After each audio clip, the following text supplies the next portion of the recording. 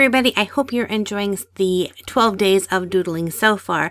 I decided to break with the 3-day tradition and do a little voiceover because the coloring that I did for the wreath, I had a little bit of a trick that I wanted to share with you. So I thought, since this is Saturday's video and I didn't want it to be just a short blah video, I would add a little extra bonus tutorial in with it. So I've drawn up the Christmas wreath and now I'm going to begin adding shadows. And I want the wreath obviously to be this nice rich green color. So I've chosen a deeper, richer color to start with, and I'm coloring that on the one side of the wreath, the side that I want the shadow to be in.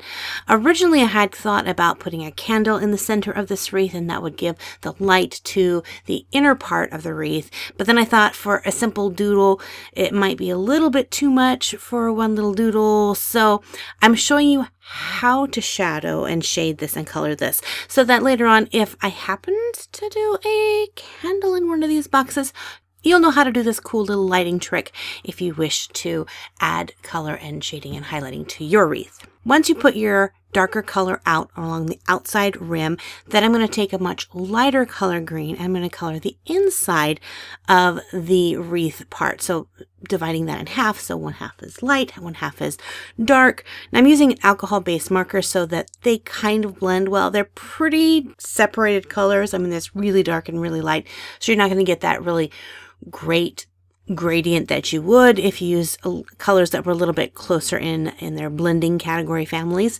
But I wanted a nice contrast, so you don't have to do this. Plus, this kind of mimics what you might see with other markers that don't have like the blending families. You have usually a darker green and maybe a lighter green. So this is a trick that you can do to create kind of a blending effect. It works great with your candlelight because you want that really sharp contrast. You want that really light against that really dark because it's going to make things kind of pop. So you fill in the color with your light shades and then jump back in and grab your darker shaded green. Now with this, I'm just going to begin tapping in my darker shade to add in a little bit of texture. So I'm not creating like a solid patch of color. I'm just kind of speckling it with little bits of color, and that's going to add a little texture to my wreath, kind of give it some indication of a little bit of leaves and foliage and stuff like that. That makes a little bit more interest.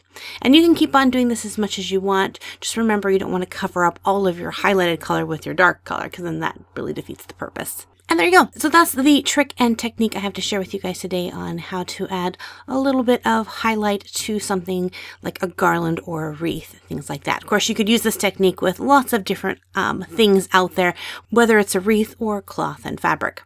Well, thank you guys for all the wonderful support with these videos. They have been fun to create, and I have still quite a few more left to do.